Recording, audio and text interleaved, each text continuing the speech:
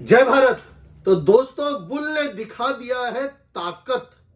जैसा कि RBI policy के ऊपर हमारे स्टैंड बहुत क्लियर थे, हम 25 बेसिस पॉइंट से ज्यादा की उम्मीद कर रहे थे। कल लाइव सेशन में हमने 35 पैसा मिनिमम बोला था कि भाई इतना तो आएगा ही आएगा। 50 पैसा की उम्मीद हम रख रहे थे। आरबीआई गवर्नर ने बहुत जबरदस्त पारी खेली है, 50 बेसिस पॉइंट को सीधा उड़ा दिया है रेपो रेट। और इस साल ये तीसरा रेट कट है, यानी 100 बेसिस पॉइंट ब्याज दरें कम हो गई है। इससे फायदा किसको होगा? सभी को फायदा होगा। लिक्विडिटी बढ़ाने के लिए CRR, कैश रिजर्व रेशियो, ये क्या होता है भाई? बैंक या एनबीएफसी कंपनी जितना भी फंड लेती है ना, डिपॉजिट लेती है, उसका इनको कुछ हिस्सा, जो कि अभी तक 4% था, आरबीआई को देना पड़ रहा था। वो एक सिक्योरिटी मनी होती है कि कोई किसी भी प्रकार की गड़बड़ी हो तो आरबीआई के पास तो फंड होना चाहिए ना। तो वहां पे 100 बेसिस पॉइंट कम कर दिया सीधा, जिसका इम्पैक्ट बाजार पे क्या है? 2.5 लाख करोड़ की लिक्विडिटी, यानी बैंक एंड एनबीएफसी कंपनियों के पास 2.5 लाख करोड़ सरप्लस आ जाएंगे।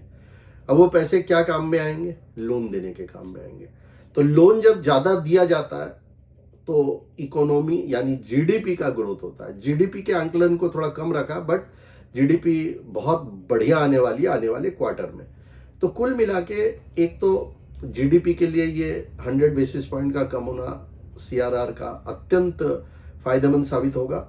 और दूसरा, रेपो रेट 50 पैसा कम होने से जितनी भी वो सारी कंपनियां जिनका ब्याज में पैसा बहुत जाता है, लिस्ट निकाल ले, ब्याज में जाता, कंपनी अच्छी है but due to high interest profit उतना नहीं आ रहा है, तो वैसी कंपनियों में बहुत जबरदस्त शार्प बाउंस देखने को मिलेगा। आज तो बाउंस मिला है जो डायरेक्ट नजर में थी कंपनियां, फाइनेंस कुछ कंपनियां थी, ऑटो, कंस्ट्रक्शन, जो एक आम होता है ना, तो वहां पे बड़ी तेजी से जंपिंग हुई है।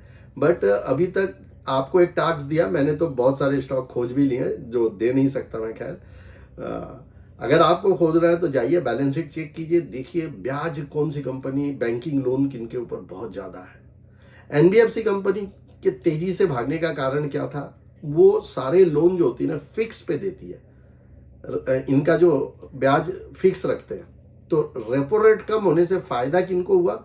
इनको हो रहा है जो ब्याज ऑलरेडी लैंड दे रखे हैं सामने, तो उसका ब्याज तो ये कम करेंगे नहीं, इस वजह से इनको यहाँ फायदा हुआ।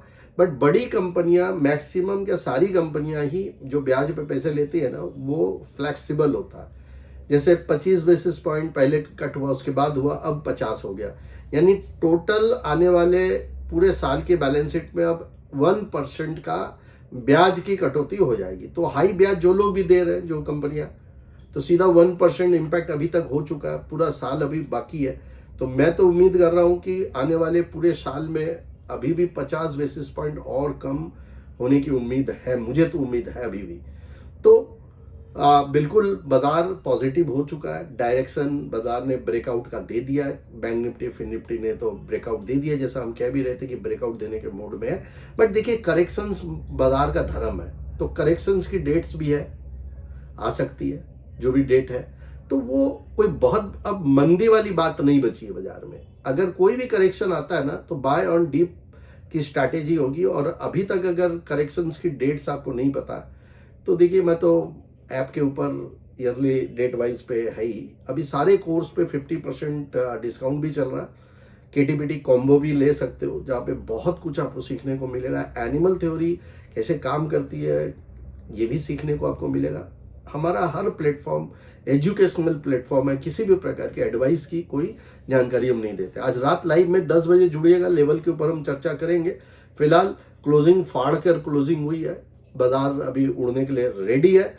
21 और 22 जून का अहमदाबाद का सेमिनार अगर अभी तक नहीं ज्वाइन किया है तो 9681300300 पे इमीडिएट कॉल करें, 9681200200 पे हमें व्हाट्सएप करें। मंडे एक बार बाजार बूम बूम बूम होने की बात तो है, उसके बाद खतरा मंडराएगा।